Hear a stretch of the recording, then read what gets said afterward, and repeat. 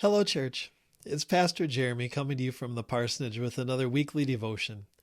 Because today is Ash Wednesday, I thought we might do something a little bit different today. Today, we're going to take a break from our tour through the stained glass windows at the Court Street United Methodist Church in order to take a closer look at one of the gospel readings that the church traditionally shares when we gather for worship on Ash Wednesday. If you attend a worship service on Ash Wednesday, there's a good chance that you're going to hear a passage from this famous sermon that Jesus preached called the Sermon on the Mount. In Matthew's Gospel, in chapter 5, Jesus walks up a hill and he turns around and he looks out over all of these people, this great crowd of people who have come to hear him and to see him and to be close to him. And if you travel to the Holy Land these days, you can go to the place where tradition says Jesus stood in that moment. It's called the Mount of Beatitudes.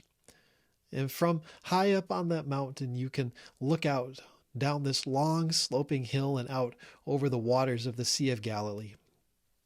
Now, there on the hill, Jesus begins his sermon with a series of blessings. He gives the crowds these Beatitudes, which were the inspiration for the windows that we've been looking at in our series on the chapel at Court Street United Methodist Church. And then after Jesus gives the crowd these blessings, in the rest of Matthew chapter 5, Jesus shares with them some of the most challenging of all of his teachings. He calls for them to be salt and light of the earth. He tells them to turn the other cheek and go the extra mile.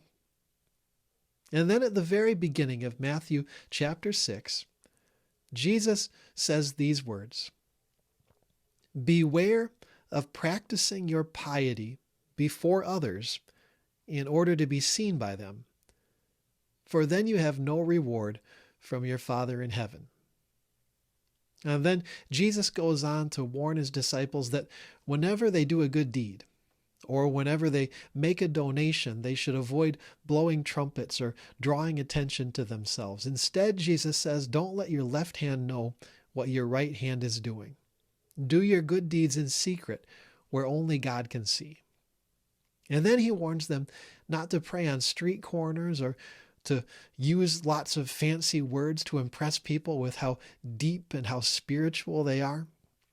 Instead, he says, pray behind a closed door where only God can hear, and trust that God already knows what you need. And then finally, Jesus says this, and whenever you fast, do not look dismal like the hypocrites, for they disfigure their faces so as to show others that they are fasting. But when you fast, put oil on your head and wash your face, so that your fasting may not be seen by others, but by your Father who is in secret. And your Father who sees in secret will reward you. Now, there's something ironic about the fact that we often read these words of Jesus when we gather for worship on Ash Wednesday. And we read these warnings of Jesus to practice our faith in secret and to wash our face so that nobody will know that we're fasting just before we smear ashes on our faces, and then we wear them around on our foreheads all day long so the world will know that we have begun a season of Lenten fasting. You might even sit in the pews on Ash Wednesday when we gather for worship and wonder if what we do on Ash Wednesday is exactly the kind of public display of hypocritical faith that Jesus is warning against. It's a good question. And like a lot of good questions, the answer to the question is, well, it depends. And what does it depend on? Well, it depends on what you find when you look into your heart. In the Sermon on the Mount, and in fact, in all of the sermons that Jesus preaches in the Gospel of Matthew, Jesus is constantly asking people to examine their hearts, to look deep within, to do some self-reflection and self-examination, and to work out what their motivations are. And Jesus warns people over and over again that a faith that involves doing all of the right things for all of the wrong reasons won't save our souls. If we make donations and do good deeds because we want the applause of the world and all of the rewards that come from people thinking well of us, then we're not going to end up closer to God. We're going to end up alienating ourselves from God. And likewise, Jesus says, if you have the best intentions in the world, but if you never do anything with those good intentions, if you never feed the hungry, if you never clothe the naked, if you never visit those who are sick or in prison, then you are also not walking in the way that leads to life.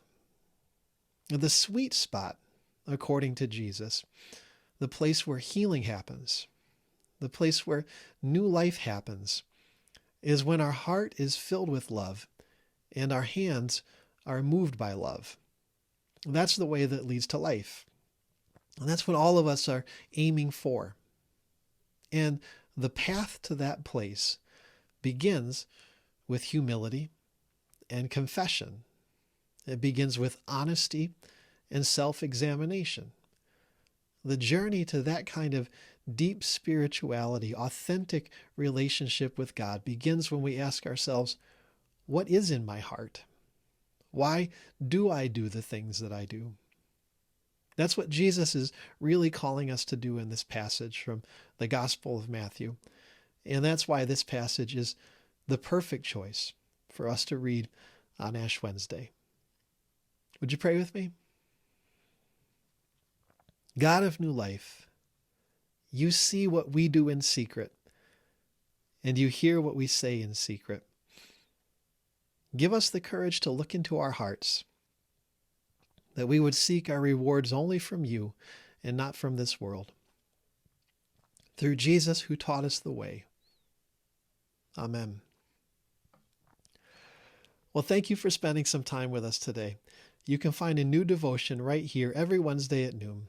Until we meet again, keep wearing your mask, keep your distance, and keep the faith.